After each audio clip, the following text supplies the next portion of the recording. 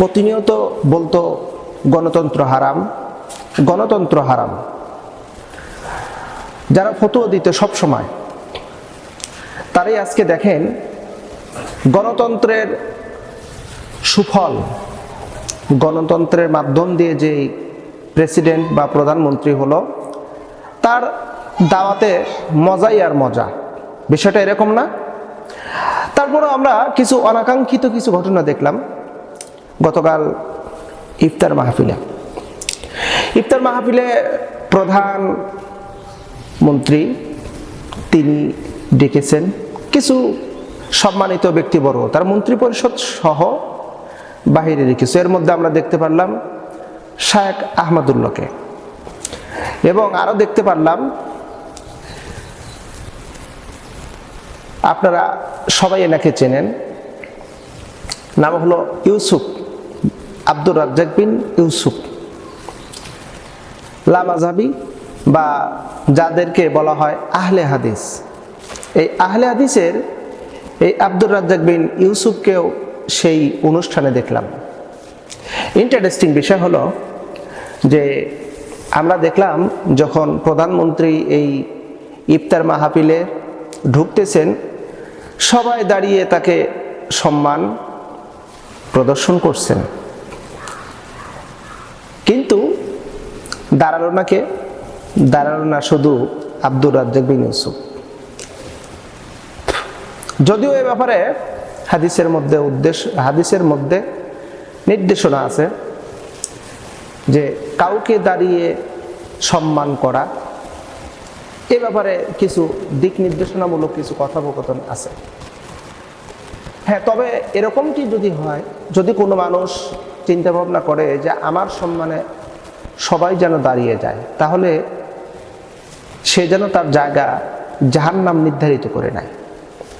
তবে হ্যাঁ, কেউ যদি ইচ্ছা করে সম্মানার্থে দাঁড়িয়ে যায়, তাহলে সেক্ষেত্রে ওই ব্যক্তি কিন্তু জাহান্নামী হবে না। তাহলে এখানে আব্দুর রাজ্জাক বিন ইউসুফ প্রথমত একটা ভুল কাজ করলো।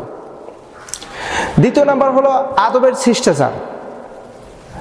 হ্যাঁ, দেখেন আপনারা ছবিতে ভালো করে লক্ষ্য করে দেখতে পারবেন যে তিনি দোয়া নেওয়ার জন্য এসেছেন আব্দুর রাজ্জাক বিন ইউসুফের কাছে। তিনি চেয়ারে বসেই দোয়া দিচ্ছেন মাথায় হাত দিয়ে। প্রধানমন্ত্রী মাথাটা নিচু করে দিয়েছেন। হ্যাঁ, প্রধানমন্ত্রীর এই আচরণ অবশ্যই মনোমুগ্ধকর এবং কলজা জোড়ানো একটা দৃশ্য। কিন্তু আব্দুর রাজ্জাক বিন ইউসুফ তিনি যতই বড় মাপের একজন ব্যক্তি হন, যত বড় আলিম হন, আমি তাকে হ্যায় প্রতিপন্ন করতেছি না, আলেম হিসেবে তাকে বেজ্জতি বা লাঞ্ছিত করতেছি না, কিন্তু তার উচিত ছিল যে প্রধানমন্ত্রী, সে বয়সে ছোট, আলেম না, জেনারেল, কিন্তু রাষ্ট্রীয় পর্যায়ে সর্বোচ্চ সম্মানের একজন ব্যক্তি।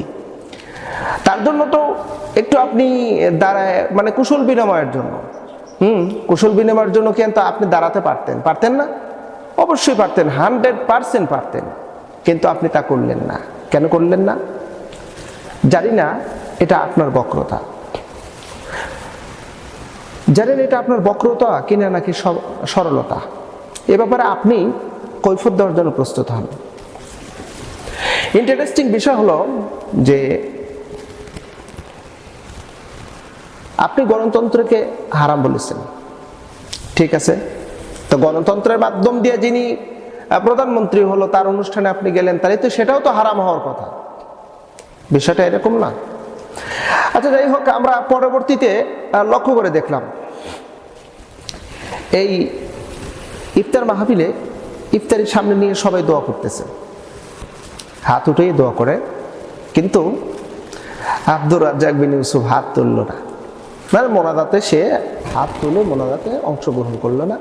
হয়তোবা সে দোয়া তসবিহ পড়েছে, হ্যাঁ, এমনটি আমরা দেখেছি। আহলে হাদিসের ওরা হাত তুলে মোনাজাত করে না, কিন্তু আবার গোপনে গোপনে বাবা মায়ের কবরের পাশে গিয়ে আমরা হাত তুলে দোয়া করে দেখেছি অসংখ্য আহলে হাদিসকে, কিন্তু প্রকাশ্যে এসে হাত তুলে না, বলে বেদাত। রাসূল কারীম সাল্লাল্লাহু আলাইহি ওয়াসাল্লাম তিনি হাত তুলে মোনাজাত করেছেন, আলীর কি বর্ণনা আসছে রসুল মানে এত হাত উঁচু করেছেন যে আমি লক্ষ্য করে দেখেছি যে রসুল্লাহর বগলতলা পর্যন্ত আমি দৃশ্য মানে দেখেছি, মানে হাত উঁচু করেছেন, দু হাত উঁচু করে দোয়া করেছেন। তো তারেক রহমানের সাথে যেই আচরণটা করলো এটা মোটেও এটা শোভনীয় নয়। আমরা সোশ্যাল মিডিয়াতে এই কয়েকটা ফটো অলরেডি কিন্তু মানে ব্যাপক আকার ভাইরাল হয়ে গেছে, এমন ভাইরাল যা ভাষায় প্রকাশ করার মতো না। যার যার মতন করে যার যেমন জ্ঞান তেমন করে মন্তব্য অলরেডি শুরু করে দিয়েছেন। তাহলে এখানে একজন আলেম হিসেবে, আলেম মানে জাতির বিবেক, জাতির বিবেক মানে তাকে জাতীয় পর্যায়ে তাকে চলাফেরা করতে হবে, এমনভাবে তাকে চলতে হবে যাতে কেউ যেন ত্রুটি ধরতে না পারে। তবে হ্যাঁ, আলেমদের সমালোচনা তো থাকবেই, আলেমদের সমালোচনা থাকবে। আলেম যদি একটু মানে জোরে হাঁটে তাও দোষ, আস্তে হাঁটলেও দোষ, একটু জোরে কথা বললেও দোষ, ধীরে কথা বললেও দোষ। অর্থাৎ আলেম মানেই হলো সমস্যা, এটা আমাদের সামাজিক একটা কিন্তু বেদিতে রূপান্তরিত হয়েছে।